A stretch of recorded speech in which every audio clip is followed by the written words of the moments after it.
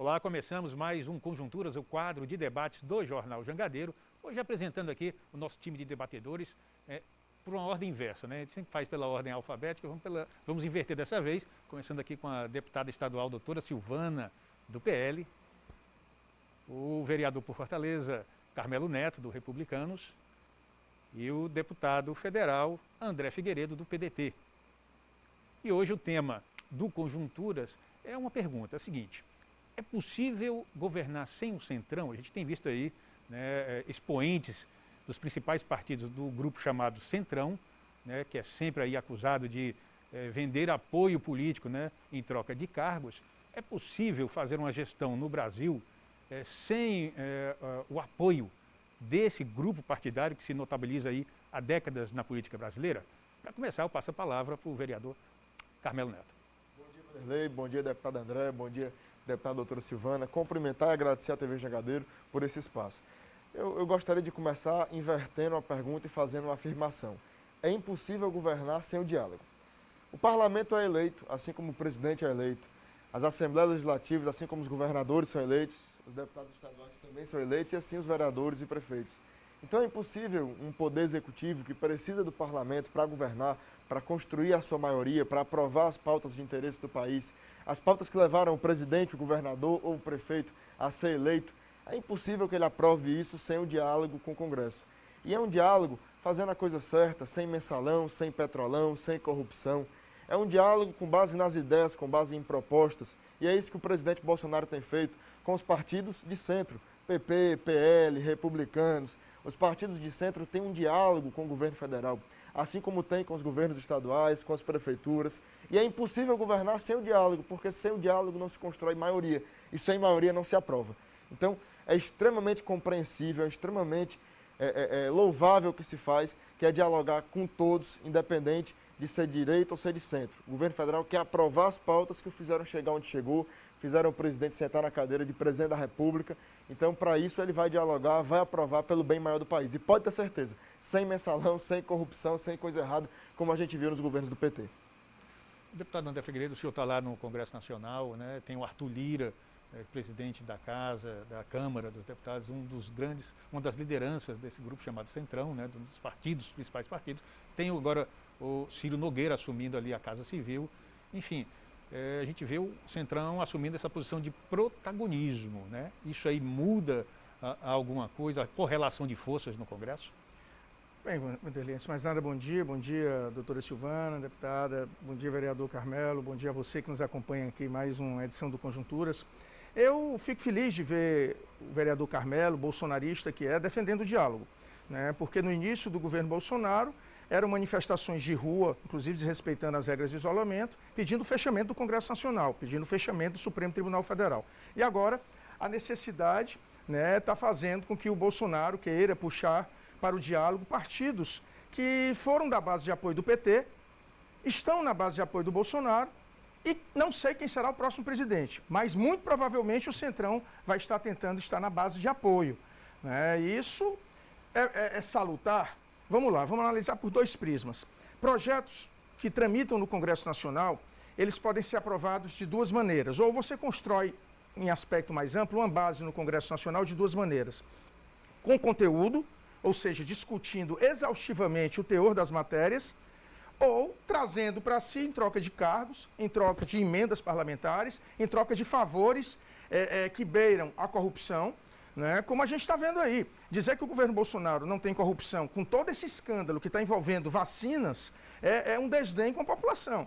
Eu digo claramente que o governo Bolsonaro tem pontos de corrupção indiscutíveis. Se vai discutir se ele tem ou não ligação através do crime, pelo menos de prevaricação, eu não tenho dúvida.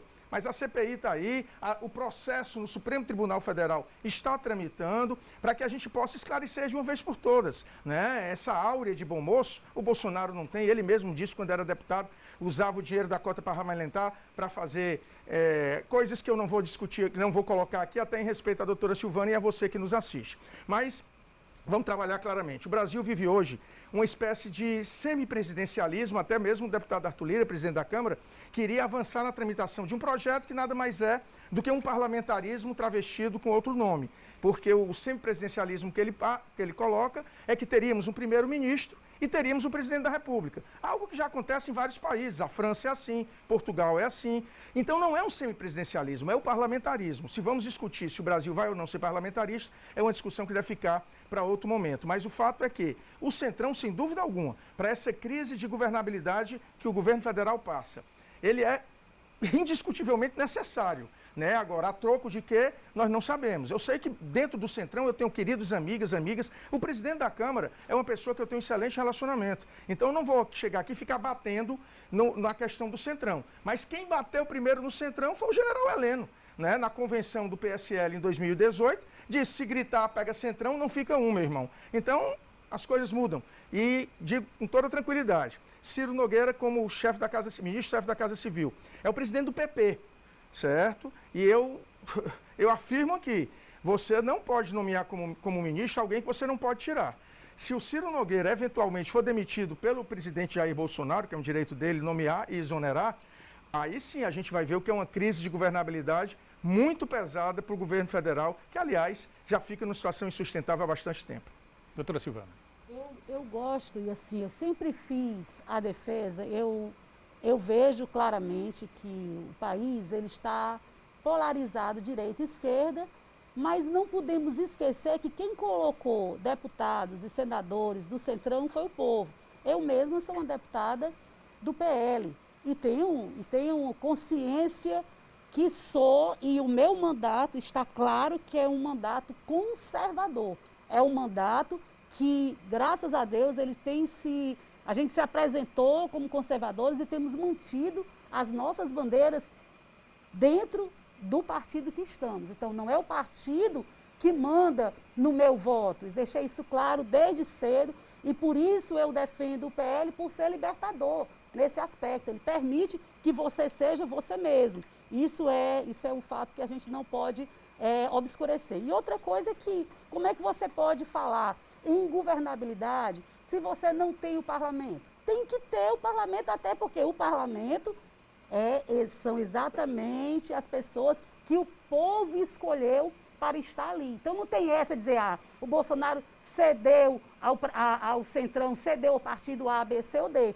Bolsonaro, inclusive, tem entrevista dele dizendo claramente, se o senhor precisar de partidos do Centrão, o senhor sendo eleito, o senhor vai procurá-los? Ele disse, sem nenhuma dúvida, senão não estou pensando em governar. Então, é ingovernável você dizer, eu vou governar só eu e o PT, só eu e o PDT, só eu e o PL, só eu. Não, realmente o modelo atual, e eu gosto dessa democracia, a democracia é muito linda, nós estamos vivendo uma democracia que nós não podemos abrir mão dela.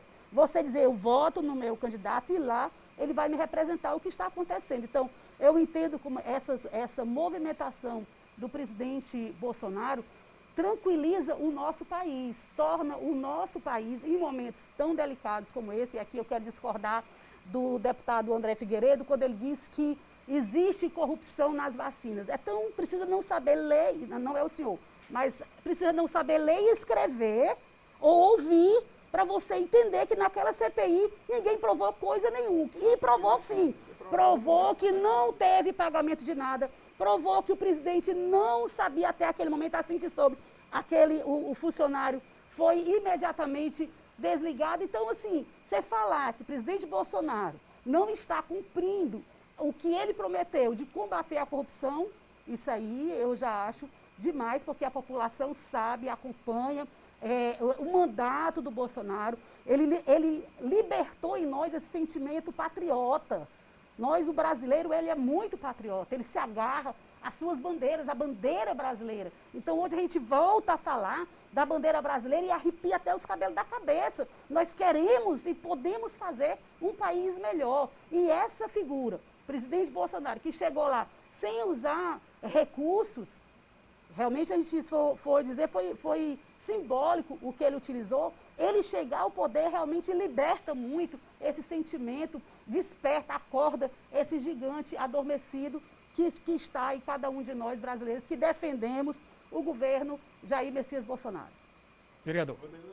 Dizer que o presidente Bolsonaro é o presidente mais honesto que esse país já teve. O deputado André fala em corrupção, mas não existe uma prova sequer de qualquer escândalo de corrupção envolvendo o governo federal. O maior escândalo que a imprensa inventou é a história do deputado Luiz Miranda, que disse que apresentou um documento ao presidente, mas quando a gente foi ver, o documento foi apresentado 3, 4 dias depois do que ele disse que tinha apresentado. Ou seja, uma história sem pé nem cabeça. Esse debate sobre o Centrão, para a população que nos assiste, que porventura esteja chateada, esteja criticando o presidente por estar dialogando, é muito simples a gente resolver isso aí. Basta que nas urnas a população vote em pessoas diferentes do que está aí. Se isso acontecer, aí o presidente que se eleger, que eu acredito que será o presidente Bolsonaro, dialogará com outros parlamentares, com outros partidos, com outros políticos. Então, se a gente tiver 308 deputados federais de direita no parlamento, não vai precisar de centro, porque vão ser todos de direita e a gente vai ter maioria para governar.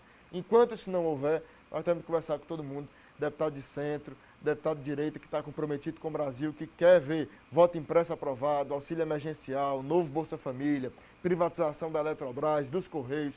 Para que isso tudo ande e seja aprovado, é preciso que se dialogue. Então, deixando bem claro aqui o posicionamento desse vereador. Deputado, o PDT aqui governo no Ceará, como é que é a relação com os partidos do Centrão? Em Brasília é um posicionamento, nos estados fica independente esse relacionamento? O PDT, eu volto a dizer que a gente nunca teve problema de dialogar com partidos do chamado centro. Como eu disse, eu tenho um excelente relacionamento com o presidente da Câmara. A questão é que o Bolsonaro foi eleito primeiro praticamente com o PSL sozinho. E as pessoas que votavam no Bolsonaro geralmente votaram nos deputados do PSL. Como os que estavam com o PT votavam nos deputados do PT, nessa polarização que existe entre dois campos. O PDT sempre teve diálogo, o PDT nunca se furtou ao diálogo. O que o PDT não aceita é o toma lá da cá. Toma lá da cá. Ó, eu voto se você me der isso, aquilo outro. E, lamentavelmente, isso está acontecendo no governo federal. O que a gente vê é que o governo federal, aos poucos, está aumentando o número de ministérios. Bolsonaro foi eleito dizendo que ia reduzir o número de ministérios e agora, a cada mês que passa, recriam. E eu não estou tirando a importância de alguns ministérios que estão sendo recriados. Ora, mas se ele tinha um posicionamento que tinha que enxugar a máquina estatal, que é uma visão da direita e que é legítima, o enxugamento da máquina estatal, eu discordo, acho que temos que ter um Estado necessário, nem Estado mínimo nem máximo, necessário para cuidar do Brasil, inclusive contra eventuais absurdos que estão acontecendo no esquema das privatizações. Nós estamos vendo o Brasil sendo entregue nas mãos do sistema financeiro internacional e entregue patrimônios que foram duramente conquistados, como a Eletrobras, uma privatização absurda e que eu digo e reafirmo. Nós do PDT, entrando mais uma vez no governo, o nosso pré-candidato que é o Ciro, nós vamos reestatizar, assim como o Brizola fez em 1959, quando assumiu o governo do Rio Grande do Sul, quando a população gaúcha estava totalmente à mercê da Bond & Share, que era a empresa privada que cuidava da energia elétrica no Rio Grande do Sul. Brizola foi lá e estatizou. Assim como a criação da Eletrobras, que começou com Getúlio, passou para João Goulart, e nós tivemos aí, graças a Deus, uma política energética exitosa no Brasil. Diferente com o que a gente está vendo hoje, acho que você, cidadão e cidadã cearense, sabem bem o que a Enel representa hoje em termos de atraso por conta da privatização que foi feita, e a gente não tem mais controle estatal nenhum sobre isso. Então, até porque a Agência Nacional de Energia Elétrica, que era para regular, não regula. Então, nós temos aí absurdos, mas insisto, o PDT tem essa capacidade de diálogo. Nós temos tido aqui, até para quem nos assiste, vamos ter outros momentos como esse, um excelente diálogo. Nós discordamos, às vezes ficamos até mais irritados uns com os outros. Na verdade, são os dois contra mim, né? Mas não tem problema não. Eu gosto da doutora Silvana e do Carmelo, né? Então, mas a gente fica aqui, mas a gente tem uma excelente capacidade de diálogo e é isso que faz a gente ter divergências, mas com respeito recíproco e, consequentemente, construindo um caminho para o Brasil. 1 minuto para cada um agora, para a gente terminar. Eu, aqui para encerrar, e falando essa coisa de partidos, eu penso assim um pouquinho diferente quanto à eleição em massa de um determinado grupo pensando num partido. Eu acho que quanto mais partidos, desde que não sejam 20 e tantos como aqui, eu acho que tem que enxugar um pouco os partidos, mas é importante que a gente tenha mais de 2 partidos, no poder, mais de 3 partidos no poder, porque essa pluralidade é que possibilita você ter um governo mais vigiado.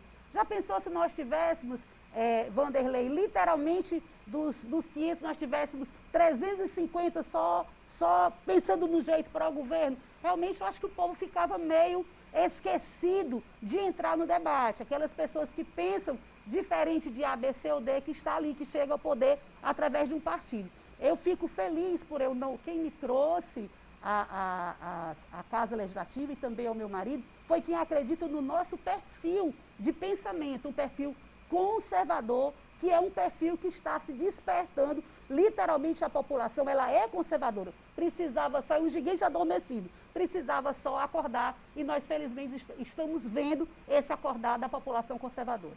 Vereador. Pois bem, eu quero falar diretamente com quem está nos assistindo. Quando eu decidi colocar minha cara a tapa, ser candidato a vereador no ano passado, muita gente chegou para mim e disse: Carmelo, não se mete nisso, não se mete porque na política só tem ladrão, só tem gente ruim. E eu falei: não, se o ambiente está sujo, é que as pessoas de bem têm que entrar, é que as pessoas de bem têm que dar a cara a tapa. Então você que está me assistindo, dê a sua cara a tapa, se interesse por política, participe dos debates, porque a gente só vai conseguir mudar a política brasileira quando o povo entender que o poder está na sua mão, que quem elege é o povo, que não existe essa história voto comprado. Quando a pessoa compra o voto, se resume a isso. Dê valor ao seu voto, ele vale muito mais, é a democracia, está na sua mão. Então participe, dê a sua cara a tapa. Assim como eu fiz aos 13 anos de idade quando saí do sofá. E o mesmo sonho, a mesma vontade que me tirou do sofá, o que me move até hoje, é o sonho de servir meu país. Então faça a sua parte, dê a sua cara a tapa. Ok, muito obrigado. A gente vai chegando aqui ao final de mais um Conjunturas, agradecendo sempre aqui a sua companhia e marcando aí já nosso próximo encontro, né? Aqui no Conjunturas, sempre junto com você nas redes sociais também do Jornal Jangadeiro. Tchau, tchau.